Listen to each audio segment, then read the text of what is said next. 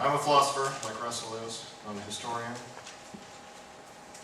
As I see it, however, the four things that Russell's calling facts aren't really at that level of confidence for us. So, we've got a very broad-based attack on that claim, the four facts that he's presenting.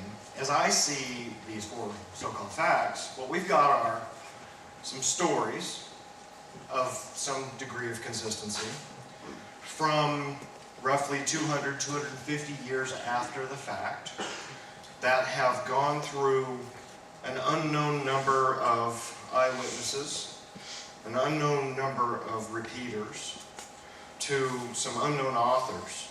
And we don't know much about what, if any, sort of background, research, investigation, skepticism they would have applied. And then through an unknown number of copiers with the various forces at work on them, and then goes through the canonization process as well. So by the time some information has been fed through all of those layers, I'm not prepared to say these are facts. And I haven't read the historians that Russell is talking about that are claiming those to be widely understood. I think that they shouldn't be acknowledged as facts, if that's what folks in those books are saying. I think what we've got is people who believe something happened. And here's another way to think about it.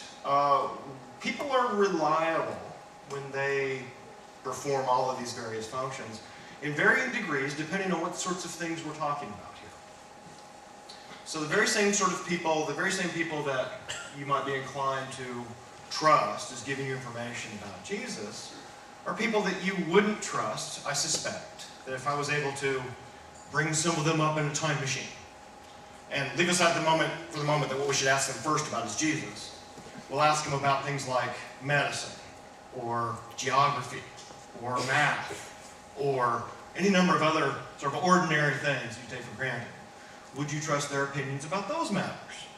Would you trust their opinions about complicated medical diagnoses? If they were in the midst of people, or they had had bereavement hallucinations, like most people do, would they be able to understand those? Would they be able to correctly identify what had happened to them?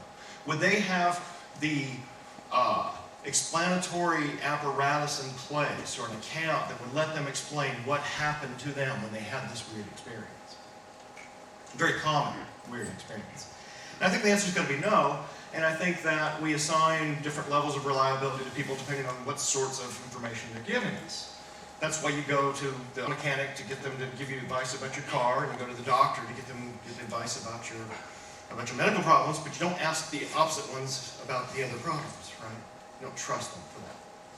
So what I'm suggesting here is that with complicated psychological phenomena, things like the Ash effect, which is sort of the very quick version of this discussion, we didn't talk about it before, is that when a person's surrounded by people who are arguing for some manifestly false claim, they say that something's false, or let me see, let's set this up right.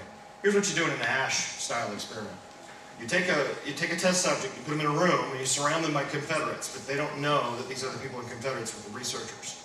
And then you give them a simple test, a visual test, or you have them do a simple sort of report about something they see on the table. And you have some of the Confederates in the room say, for instance, that the top line is longer than the bottom line, when in fact the top line is shorter. And it's actually quite remarkable that as soon as a few other people in the room start saying something that's obviously false, the test subject will turn in 30 to 40 or 50% of the cases and say themselves, yeah, that's right, the top line is longer than the bottom line. And you can set this up in a lab and set this up in experiments and demonstrate it's quite robust effect, quite well known. So as one example, when lots of these sorts of complicated psychological effects are at work on somebody, would they be capable of understanding it or knowing what's going on? Would they realize how much of their memory they've adjusted? Would they realize that the story they've told, they've modified it or tweaked it or adjusted it when they repeat it to the authors and the like? And I think the answer is no. So I'm not inclined to accept the four facts as facts. I think what we've got here is some information that's been fed through a system, and the system has undermined our confidence in it to the point to where we can't really trust it. And I'll give you an example, another case.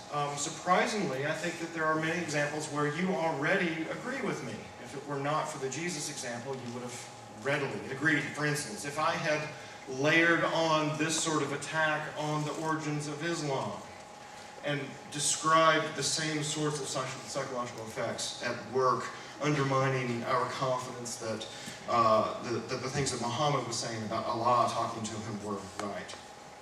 Or I'll give you another example, and I think actually this one's quite compelling. Take the Salem witch trials. By, I think, any reasonable account of quantity and quality, we've got vastly more and better information about what happened in Salem, Mass in the 1600s when they did the witch trials. We've got sworn eyewitness testimony, we've got sworn affidavits in court, we've got cross-examinations of witnesses on the witness stand, we've got judges and investigators involved, the governor of Massachusetts was involved, a huge investigation, all pursuing this question, were these women actually performing witchcraft? And the conclusion they came to in many of the cases was, yes, they were performing witchcraft. And they put 19 of them to death, and another 150 or so they put in jail or tortured or punished for their misdeeds. So here's a case where I think that by any of the criteria you might lay out about the Jesus case and say these are virtues of the historical evidence in favor of Jesus. In the Salem witch trial case, we've got orders of magnitude better information that magic happened in Salem. The irony, of course, is that I think the vast majority of the room don't think that magic really happened in Salem. So you've got to reconcile this. This should create some cognitive dissonance, right? That you're applying one standard of historical acceptance in one case and say that some supernatural event happened here, even though my evidence is really, really sketchy and poor in all the ways I've described. Yet in this case, where I've got really good evidence that magic happened, no, I don't think that magic happened there. I'll just make one more quick point. I don't need to, and you don't need to, defend any particular alternate account of what really happened at Salem in order to conclude that they weren't really witches at Salem. That is, there's a hallucination theory floating around about that, and there's a rotten rye grain LSD story floating around. People have entertained, historians have entertained about Salem witch trials and the like. There's a number of natural hypotheses that have been presented as alternatives to tell us to figure out what really happened at Salem. But my point is, I don't need to actually defend or go to the map to try to explain which one of those actually happened, to be quite reasonable in thinking, I'm not sure what really did happen there, but I'm really confident that it wasn't really witchcraft. And it's partly because of all of these various factors about human psychological foibles and human dispositions to find the sort of evidence they want, and what happens when we get sort of embroiled deeply in a religious movement and we have strong expectations about what's going to happen next and the like. How am I doing on time? I'll stop there and we'll go to our next phase.